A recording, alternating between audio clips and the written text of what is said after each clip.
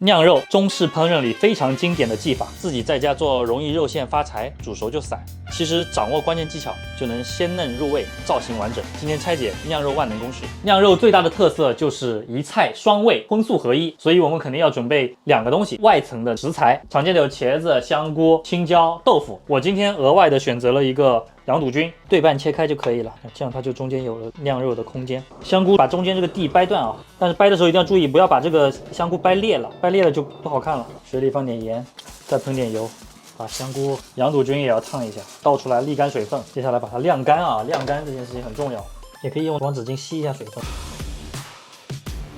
酿青椒有很多种方式，有把它切成段的，也有把它剖开，然后把里面东西掏空之后，整个的酿到里面去油炸的。我今天把它改成和羊肚菌差不多的大小，把肉酿在这个里面，里面都要撒上干的淀粉，不撒淀粉的话，等会很容易脱浆。准备肉馅的部分，肥瘦相间，猪肉糜，瘦的7，肥的3。很多人做完之后散掉，就是因为肉馅没有做好。盐、味精，少量的糖。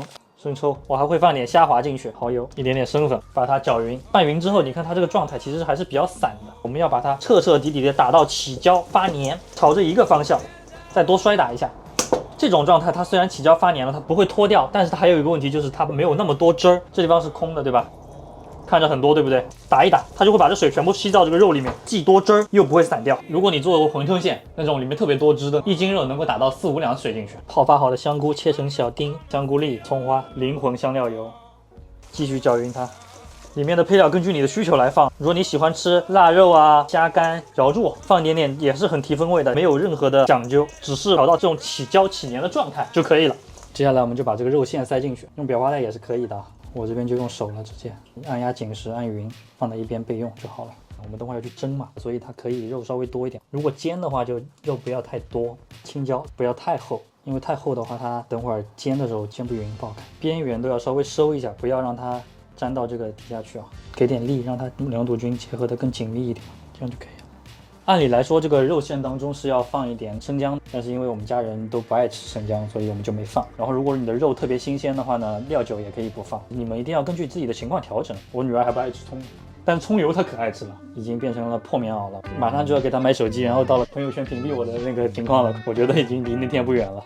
用蛋清每一个上面都抹一下，一个是能够让它形状更漂亮，第二是能够更好的整形。肉全部酿好之后就可以开始处理了。一般有3种处理方式，第一种是炸，我们之前做的茄盒，包括我们去顺德吃的那个青椒酿肉，它也是油炸的。但是在家里操作呢，我觉得它比较费油嘛，所以我推荐在家里一个是煎，一个是蒸。煎的方式因为它有更高的温度，更高的锅温，所以它能够更好的产生美拉德反应。那蒸呢，低脂减油，比较适合你控制体重的时候吃，而且它比较清淡，小朋友吃起来也不会觉得腻。根据你们的需求去选择。其实粤菜里面还有一道经典的叫煎酿3宝，把肉的部分朝下这样放，用小火。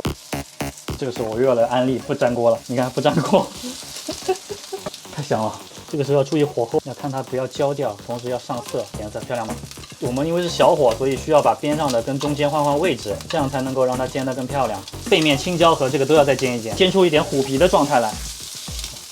煎好之后，我们把它盛出来备用。又是我们这个红葱头油，出镜率不要太高。姜蒜末进去爆香它，豆豉放进去，火开大，加水。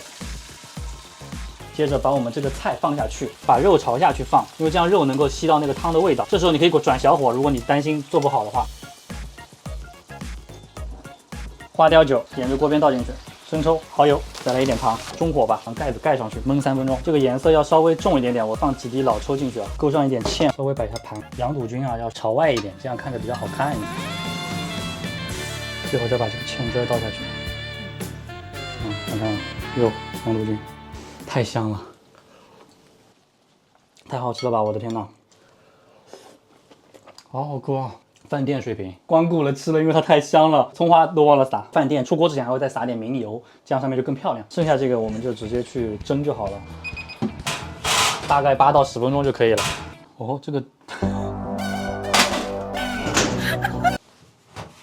啊，烫死我了啊！小心点，小心点。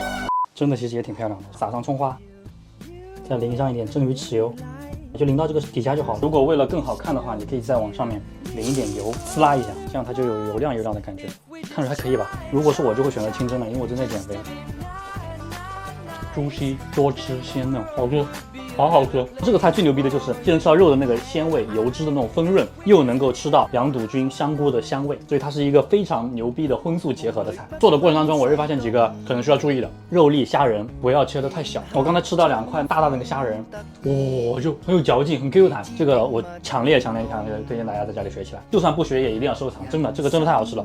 行吧，我们今天就到这里，下次再见，拜拜。